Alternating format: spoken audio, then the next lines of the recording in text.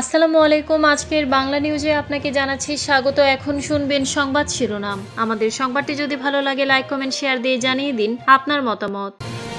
ইরানে টানা কয়েক সপ্তাহ হামলার প্রস্তুতি মার্কিন বাহিনীর, বাড়ছে যুদ্ধের আশঙ্কা। পশ্চিম তীরে বসতি স্থাপনকারীদের হামলায় অন্তত ৫৪ জন ফিলিস্তিনি আহত। ইরানে সরকার পরিবর্তনই সবচেয়ে ভালো, ট্রাম্পের মন্তব্যে নতুন বিতর্ক। ক্যারিবীয় সাগরে মার্কিন হামলা, আরেক নৌযানে আঘাত, নিহত ৩। ভেনেজুয়েলায় ৬ টনের বেশি চিকিৎসা সামগ্রী পাঠাল যুক্তরাষ্ট্র, মানবিক সহায়তার বার্তা। যুক্তরাষ্ট্রের সঙ্গে বাণিজ্য চুক্তি চূড়ান্ত, তাইওয়ানের অর্থনৈতিক সম্পর্কে নতুন অধ্যায়। ইরানে টানা কয়েক সপ্তাহ হামলার প্রস্তুতি মার্কিন বাহিনীর, বাড়ছে যুদ্ধের আশঙ্কা। ইরানে কয়েক সপ্তাহ সামরিক অভিযান চালানোর সম্ভাবনা মাথায় রেখে প্রস্তুত হচ্ছে যুক্তরাষ্ট্রের সামরিক বাহিনী। বিষয়টি সম্পর্কে জানেন এমন ২ মার্কিন কর্মকর্তা বার্তা সংস্থা রয়টার্সকে একথা বলেছেন। প্রেসিডেন্ট ডোনাল্ড ট্রাম্প নির্দেশ দিলেই হামলা শুরু হবে। ওই কর্মকর্তারা বলেন, যদি এমন পরিস্থিতি তৈরি হয় তবে যুক্তরাষ্ট্র ও ইরানের মধ্যে আগে দেখা যে কোনো সংঘাতের তুলনায় এটি অনেক বেশি গুরুতর রূপ নিতে পারে।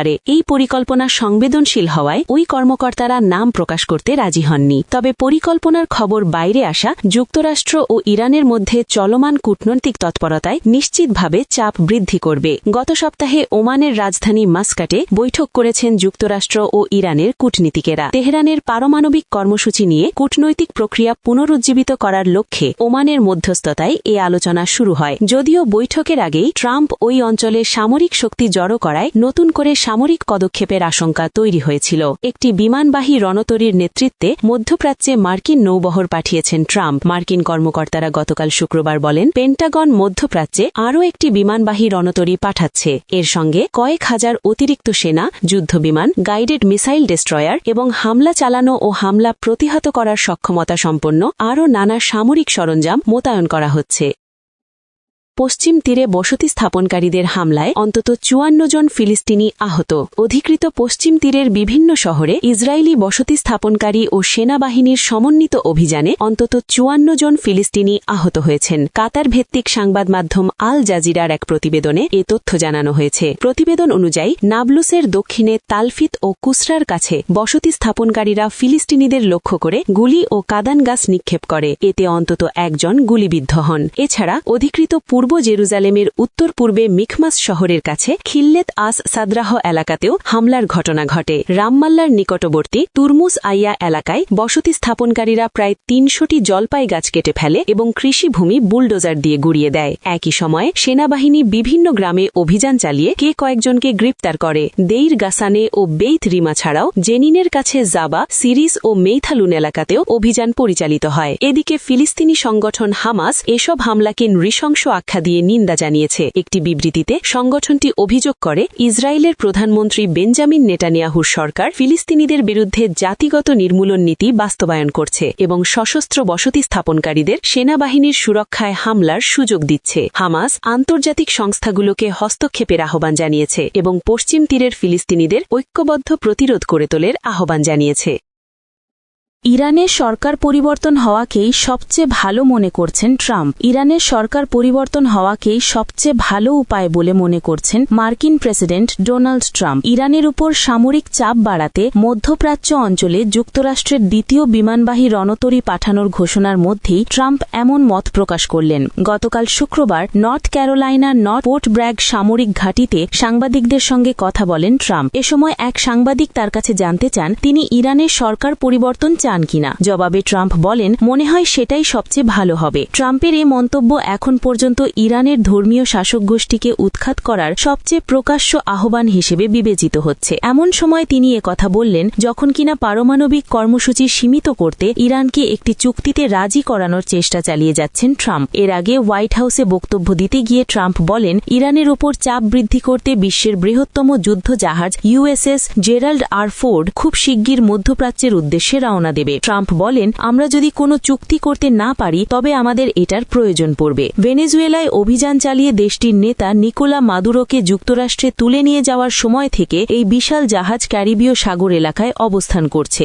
আরেক বিমানবাহী রণতরী ইউএসএস আব্রাহাম লিঙ্কন ইতিমধ্যে মধ্যপ্রাচ্য অঞ্চলে অবস্থান করছে।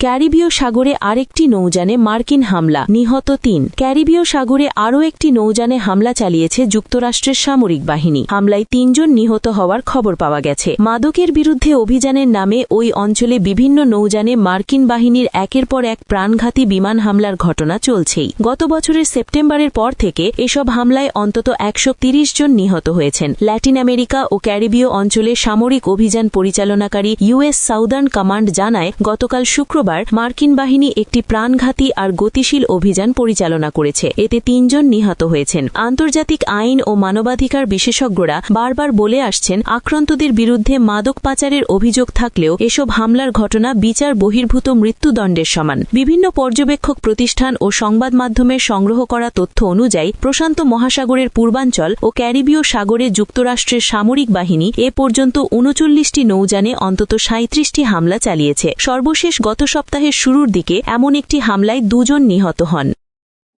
ভেনেজুয়েলায় ৬ টনের বেশি চিকিৎসা সামগ্রী পাঠিয়েছে যুক্তরাষ্ট্র।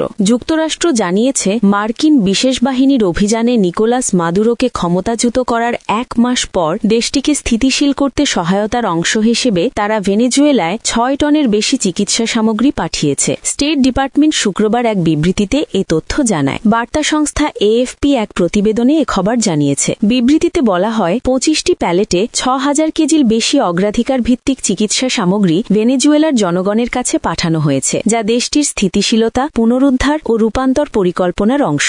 এর আগে মঙ্গলবার ভেনেজুয়েলার তেল শিল্প সম্পর্কিত নিষেধাজ্ঞা আরও শিথিল করার ব্যাপারে পদক্ষেপ গ্রহণ করে যুক্তরাষ্ট্র। ভেনেজুয়েলার তেল শিল্পের ওপর নিষেধাজ্ঞায় যুক্তরাষ্ট্রের এই শিথিলতার পদক্ষেপ গ্রহণের মাধ্যমে দেশটির তেল খাতে আমেরিকান কোম্পানিগুলোর অংশগ্রহণের সুযোগকে আরও বিস্তৃত করা হচ্ছে, বিশেষ করে তখন যখন দেশটির রাষ্ট্রীয় নিয়ন্ত্রণ তুলে দেওয়া হয়েছে।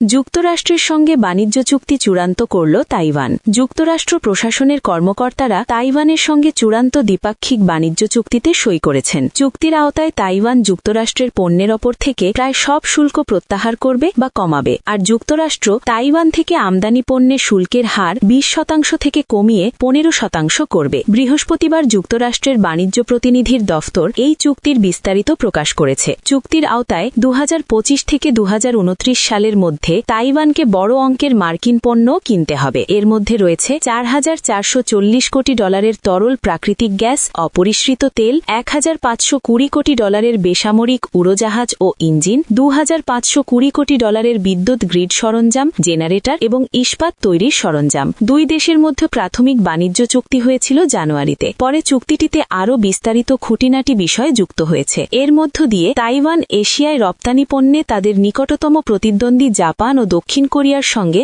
এক কাতারে এসেছে। তাইওয়ানের প্রেসিডেন্ট লাই চিং-তে তার ফেসবুক পোস্টে বলেছেন, তাইওয়ানের অর্থনীতি ও শিল্প খাতে বড় ধরনের রূপান্তরের মধ্য দিয়ে যাওয়ার জন্য এ এক গুরুত্বপূর্ণ মুহূর্ত। তিনি জানান, এই চুক্তিতে তাইওয়ান থেকে যুক্তরাষ্ট্রে রপ্তানি হওয়া ২,০০০-এরও বেশি পণ্যকে পারস্পরিক শুল্ক থেকে অব্যাহতি দেওয়া হয়েছে।